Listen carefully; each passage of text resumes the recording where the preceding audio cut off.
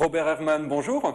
Bonjour. Vous êtes le premier adjoint au maire de Strasbourg. Vous venez nous présenter le bilan de l'édition 2009 de Strasbourg, capitale de Noël. Alors, la magie de Noël a-t-elle opéré? Oui, elle a opéré une nouvelle fois puisque nous dépassons le nombre de participants avec un peu plus de 2 millions de visiteurs sur ce marché. À qui profite ce succès? Il profite massivement à la ville, à son rayonnement. Il profite aussi aux intérêts économiques, hôtellerie, restauration, commerçants, et cela est générateur d'emplois. Une fréquentation en hausse, la magie de Noël a laissé place à une querelle entre la municipalité et les commerçants le 25 décembre, jour de Noël. Ouvrir les marchés jusqu'au 31 décembre, c'était une bonne idée? Oui, à ce titre, nous en avons convenu ce matin avec les organisations professionnelles pour l'année 2010. Les marchés resteront ouverts jusqu'au 31. Mais après le 25, on était loin de la féerie de Noël avec plutôt une ambiance de lendemain de fête. C'est quelque chose qui va être amélioré? Oui, il faut que nous travaillions sur les aspects qualitatifs dans la période du 24 au 31. Même s'il reste ouvert, le point lié à la journée du 25, sur lequel le maire ne souhaite pas qu'il y ait de contraintes imposées aux commerçants pour l'ouverture des stands. Alors, ce bilan est satisfaisant, mais un autre bémol, la mobilisation touche aussi les marchés de Noël alsaciens. Le Made in China était encore une fois plus que présent, avec parfois des produits d'une qualité contestée. Oui, c'est le risque de ce type d'opération. Nous avons convenu de réformer le règlement intérieur sous l'égide d'Éric El-Koubi de manière à ce que nous puissions mieux encadrer la nature des produits proposés sur le marché de Noël. Parce que sinon, à terme, les touristes pourraient se lasser en trouvant chaque année les mêmes produits sur tous les marchés de Noël de France et voire du monde.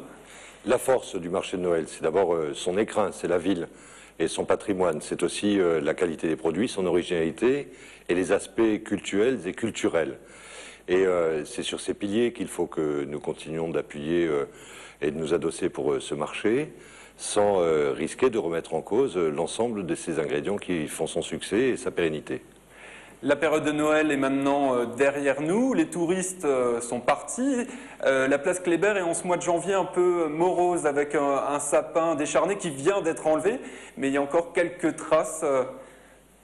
Oui, il est peu envisageable de laisser le sapin toute l'année, vous en conviendrez.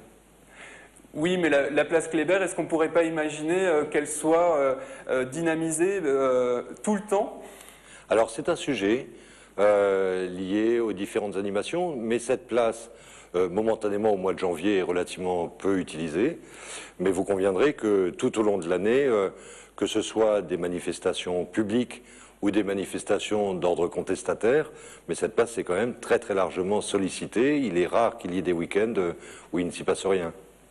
L'année 2010 s'annonce prometteuse en matière de tourisme pour Strasbourg. Le célèbre guide de voyage Lonely Planet a propulsé l'Alsace à la première place du top 10 des régions incontournables. Une bonne chose pour votre ville?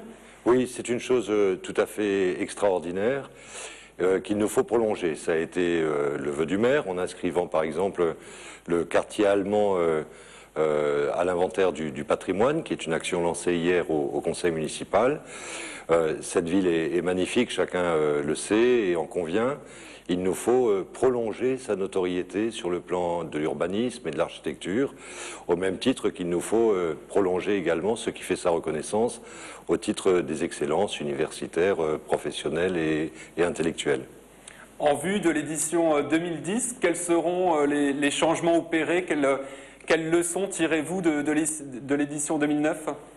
Il nous faut renforcer la présence de l'artisanat, faire en sorte que les aspects liés à l'animation soient encore renforcés, renforcer tout autant la place laissée aux enfants à travers le village qui leur était destiné et qui est non marchand, et porter une attention particulière au sens.